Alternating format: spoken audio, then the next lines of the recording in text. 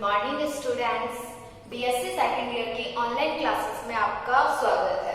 तो हमारी first unit मैं सिलेबस के बारे में ऑलरेडी डिस्कस कर चुकी हूँ। तो यूनिट फर्स्ट का जो हमारा टॉपिक था वो था differential equation of first order and first degree, means प्रथम कोटि और प्रथम घात के अवकल समीकरण। तो डिफरेंशियल इक्वेशन, अवकल समीकरण, तो हम 12th में पढ़ चुके हैं कि अवकल, 11th में पढ़ा कि अवकलज कैसे निकालते हैं। 12th में हमने देखा कि हम अवकलन कैसे निकालते हैं।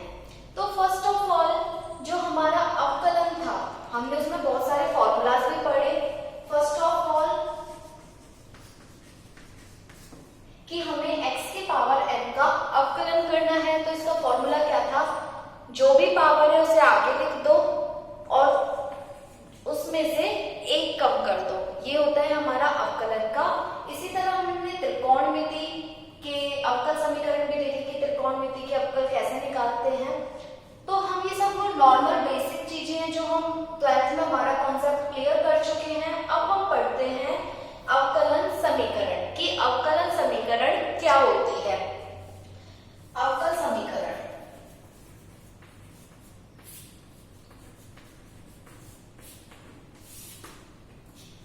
वे समीकरण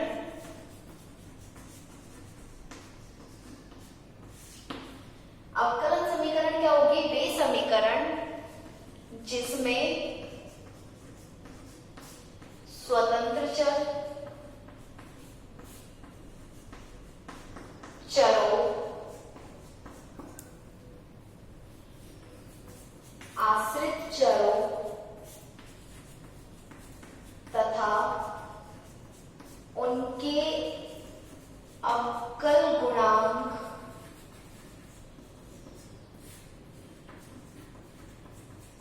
विद्यमान हो,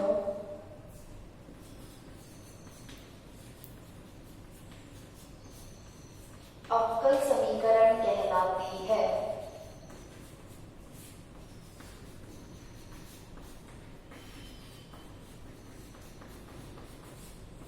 तो ये है हमारी अवकल समीकरण की डेफिनेशन। तो अवकल समीकरण के लिए हमें सबसे ज्यादा क्या चाहिए, independent variable, dependent variable, variables and उनके डिफरेंशियल कोएफिशिएंट्स।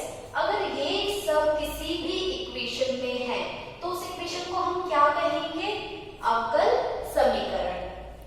तो सबसे पहले हम बात करते हैं कि स्वतंत्र चर, चर, आश्रित चर क्या होते हैं। तो स्वतंत्र चर, इंडिपेंडेंट मींस जो किसी पे भी निर्भर ना करे। अगर जैसे कि हम नाम से समझ पा रहे हैं, इंडिपेंडेंट जो भी किसी, जो चर है जो किसी भी अन्य चरों पर आश्रित ना हो, वो क्या कहलाएगा, स्वतंत्र चर। आश्रित चर मींस डिपेंडेंट वेरिएबल क्या कहलाएगा, जो दूसरों पर निर्भर हो। जैसे हम किसी भी संख्या की कोटि को चेंज करते हैं तो उसको बदलने पर उस पर इफेक्ट पड़ता है, उसे हम क्या कहेंगे, आश्रित चर कहेंगे। अगर ये सभी इक्वेशन अगर ये सभी स्वतंत्र चर, आश्रित चर और हमारे चर अगर किसी इक्वेशन में है तो वो इक्वेशन कैसे बन जाएगी, हमारी अवकल समीकरण।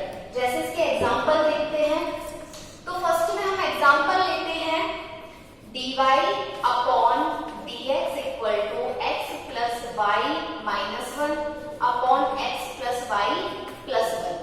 ये पर्टिकुलर एग्जांपल ये सिर्फ मैं आपको समझाना चाह रही हूँ।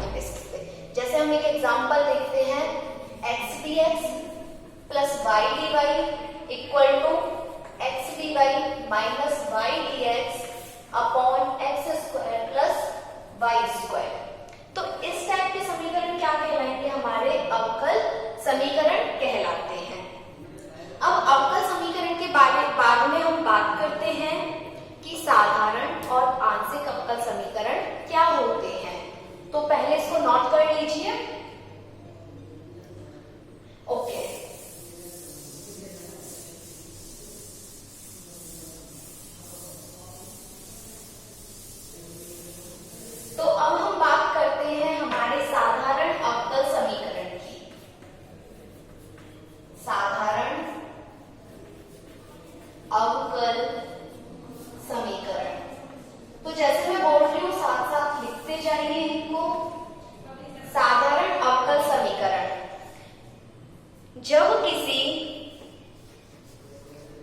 जब किसी अवकल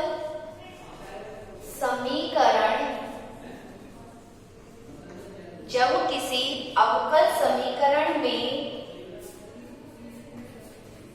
अवकल गुणांक केवल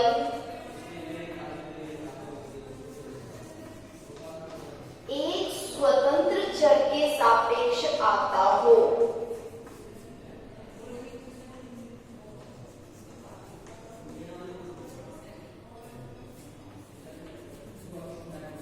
साधारण अवकल समीकरण कहलाती है।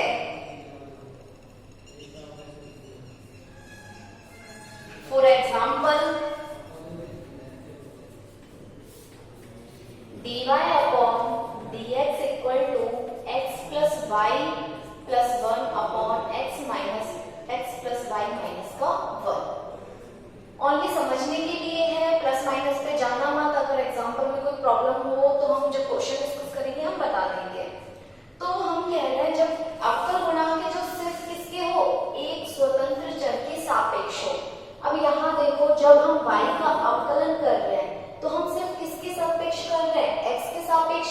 और x क्या हो गया, एक स्वतंत्र चर हो गया।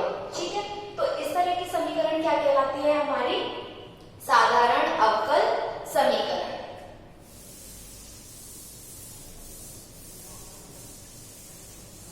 अब हम बात करते हैं आंशिक अवकल समीकरण की, कि आंशिक अवकल समीकरण क्या होती है, क्या उनके एग्जाम्पल हैं। आंशिक अवकल समीकरण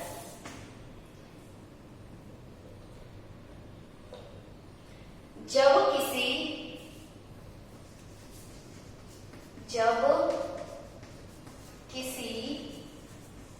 अवकल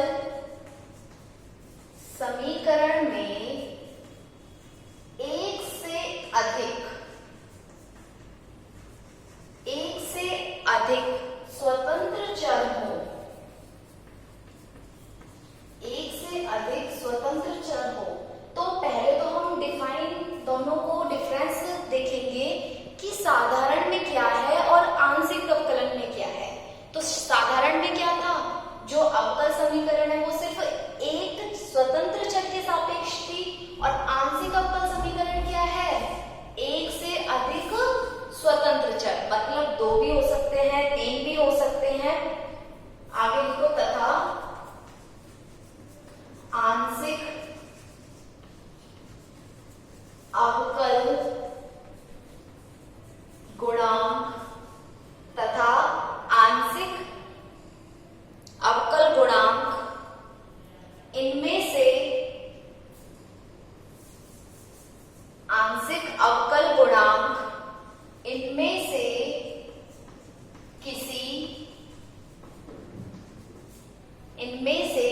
किसी के सापेक्ष आते हो।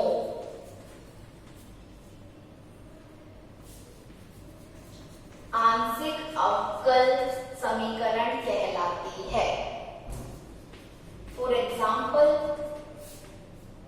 x del z अपॉन del x, y del z अपॉन del y equal to mz। तो हमने साधारण में बात करी थी, साधारण का मैं एग्जाम्पल लिखती हूं, जैसे कि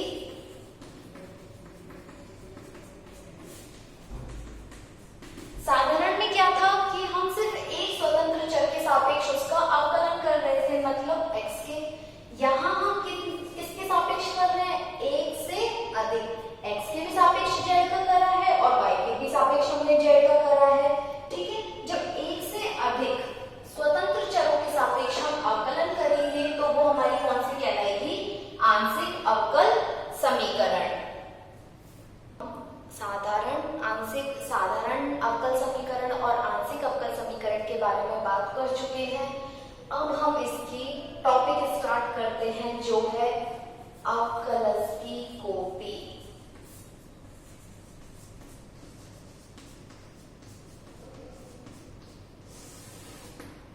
इसकी डेफिनेशन देखते हैं कि इसकी डेफिनेशन क्या होती है। तो इसमें लिखेंगे, किसी अवकल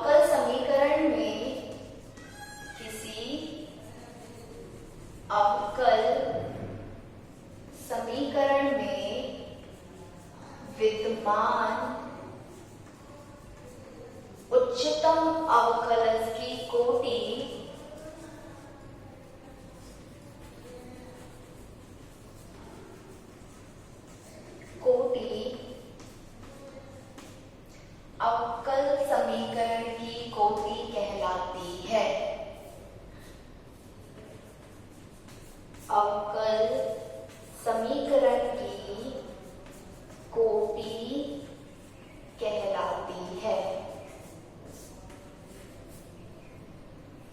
किसी अवकल समीकरण में विद्यमान उच्चतम अवकलज की कोटि अवकल समीकरण की क्या कहलाएगी? कोटि कहलाएगी।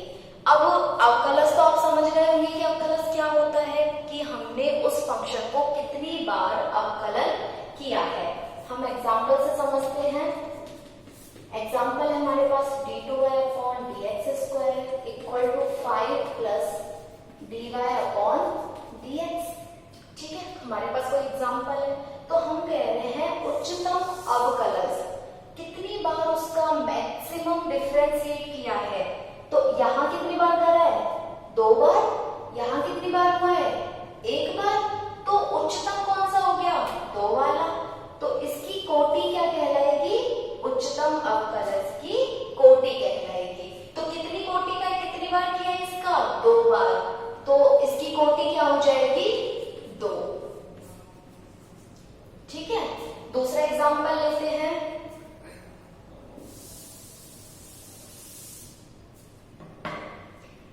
d3y/dx³ प्लस 5 d2y/dx² का whole square plus 4 dy/dx equal to 6। सिर्फ एग्जाम्पल है, कोई नंबर पर्टिकुलर नहीं है, ठीक है, समझाने के लिए। तो ये जो एग्जाम्पल है, यहाँ हम देखते हैं कि सबसे मैक्सिमम कितनी बार डिफरेंशिएट किया है उस फंक्शन को। तो ये कितनी बार किया है? 3 बार किया है। ये 2 बार डिफरेंशिएट किया है और ये 1 टाइम। तो हम देखते हैं सबसे मैक्सिमम देखना है हमें कि भाई सबसे ज्यादा बार कितनी बार अवकलन हुआ है उसका। तो सबसे ज्यादा कितनी बार हुआ है? 3 बार। तो इसकी कोटि क्या कहलाएगी? 3। आई होप कि अब आप लोग समझ गए कि हमें कोटि कैसे निकालनी है। अब हम बात करते हैं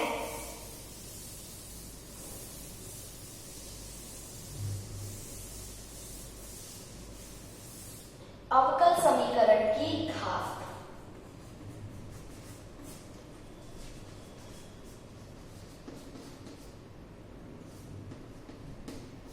इसकी डेफिनेशन देखते हैं, फिर इसे एग्जांपल से समझते हैं। तो लिखो इसमें, किसी अवकल समीकरण के किसी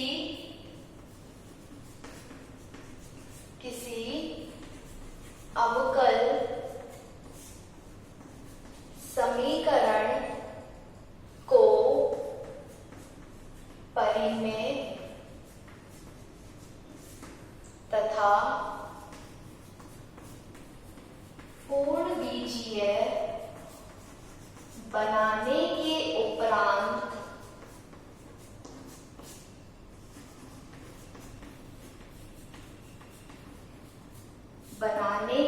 उपरांत उच्चतम अवकलज की घात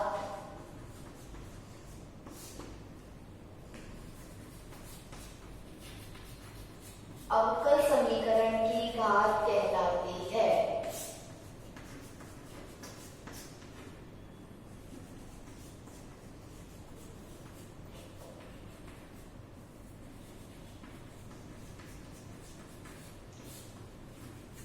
ठीक है, तो हमें घात निकालने के लिए क्या करना पड़ेगा? उस जो भी हमें फंक्शन दिया हुआ है उसे हमें या तो परिमेय या फिर पूर्ण बीजीय बनाने पड़ेगा पहले। उसके बाद उसकी जो उच्चतम अवकलज की घात है वो क्या कहलाएगी? अवकल समीकरण की घात कहलाएगी। जैसे हम एग्जांपल से समझते हैं, d2y/dx² प्लस 5 dy/dx का whole square plus 6 equal to 0। ठीक है, हमने बोला है उस उच्चतम अवकलज की घात। ये मत समझ लेना कि भाई सबसे मैक्सिमम पावर किसकी है और हमने वही आंसर लिख दिया। जैसे इसमें देखते हैं कितने कोटि का है? ये 2 कोटि का। बता तो चुकी हूं मैं अभी पहले। ये कितने कोटि का है? 1 कोटि का। ठीक है, ये नहीं देखना हमें कि सबसे मैक्सिमम घात कौन सी है, हमें देखना है पहले तो सबसे उच्चतम अवकलज की कोटि। और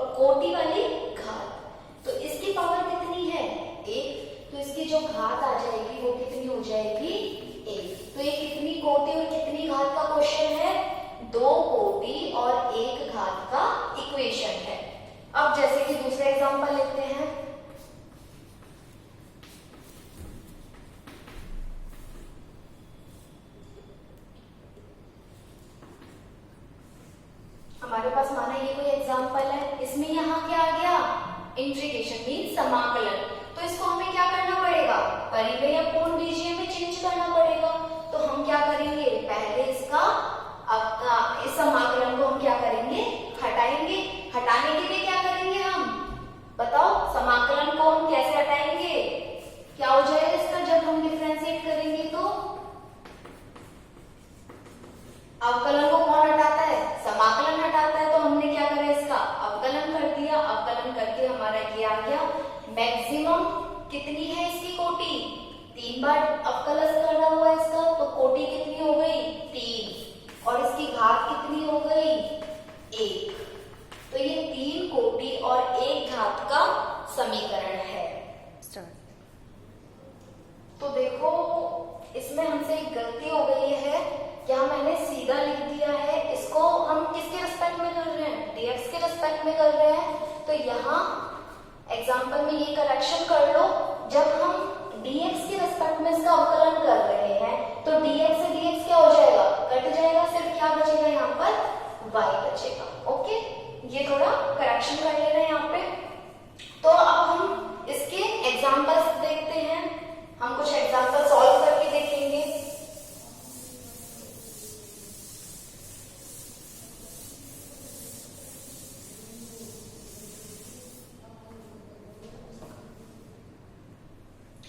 तो देखो हमने 2 एग्जाम्पल लिए हैं, इनमें हमें अवकलज की कोटि और घात बतानी है। तो पहला एग्जाम्पल सॉल्व करते हैं। तो हम सबसे पहले लिखेंगे, दिया हुआ अवकल समीकरण, क्या समीकरण दिया हुआ है हमें, d2y/dx² प्लस x dy/dx का whole cube equal to sin x। तो मैंने क्या डेफिनेशन बताई थी कोटि के लिए, कि हमें सबसे उच्चतम अवकलज देखना है, जितनी बार उसका डिफरेंशिएट किया है वो क्या कहलाएगी, उसकी कोटि, और उसी की पावर क्या कहलाएगी, उसकी घात। तो देखते हैं यहाँ कितनी बार अवकलन हुआ इसका, 2 बार, इसमें 1 बार। तो उच्चतम अवकलज कौन सा हो गया, d2y/dx²। कितनी बार इसका अवकलन किया है हमने, 2 बार। तो अवकल समीकरण की कोटि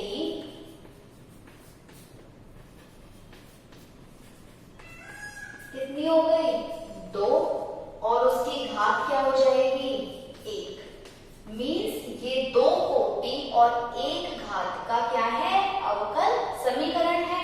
अब हम दूसरे एग्जाम्पल की बात करते हैं, सेकंड एग्जाम्पल।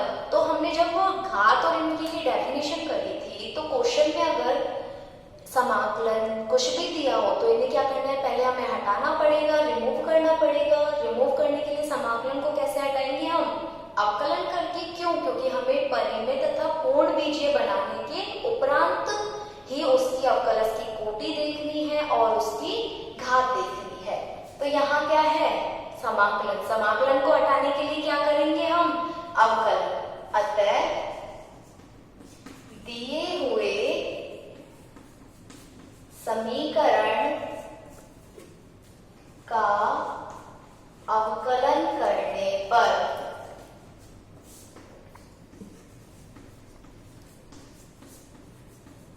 ठीक है, अवकलन के लिए हम क्या साइन यूज करते हैं, d/dx, क्या है, d2y/dx²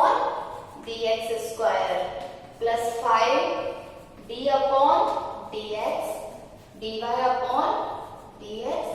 प्लस, जब हम इसका dx के रेस्पेक्ट में इंटीग्रेशन हो रहा है, यहाँ पे हम क्या कर रहे हैं, अवकलन। तो इस dx से ये dx क्या हो जाएगा, कैंसिल हो जाएगा। हमारे पास क्या बचेगा, सिर्फ d/dx y dx equal to d/dx x3। Okay, तो इसका जब हमने x के सापेक्ष अवकलन किया तो क्या आ जाएगा, d3y/dx3। इसका क्या हो जाएगा, एक बार और बढ़ा दो, ये एक बार है, दूसरी बार करेंगे तो 2 पावर आ जाएंगी, d2y/dx 3x²। यहां से क्या होगा, अवकलन समाकलन को काट देगा, क्या बचेगा ओनली y, और x³ का अवकलन क्या हो जाएगा 3x²। मैंने अभी फॉर्मूला बताया था कि x की पावर n का जब हम अवकलन करेंगे तो क्या होगा nx n-1, मीन्स पावर को आगे ले लो और उसमें से एक कम कर दो। तो कितनी पावर है 3 हमने कहा ले लिया, आगे x लिखा, पावर में से क्या करना है एक कम करना है, मतलब 3 - 1 करेंगे तो क्या बचेगा यहाँ पे 3x²। तो आई होप कि आपको अवकल की घात और कोटि निकालना आ गया होगा। ठीक है, तो हम देखते हैं कितनी बार मैक्सिमम डिफरेंशिएट किया हुआ है इसको हमने 3 बार। ठीक है, इसको 2 बार अवकलित किया हुआ है। ठीक है, इसके अलावा dy/dx हमारा है नहीं। तो हम देखते हैं उच्चतम अवकलज। तो उच्चतम अवकलज क्या है 3, तो इसकी कोटि क्या हो जाएगी 3, और इसकी पावर कितनी है 1, तो इसकी घात क्या हो जाएगी 1। तो जो हमारा ये सेकंड एग्जांपल है, दिए हुए अवकल समीकरण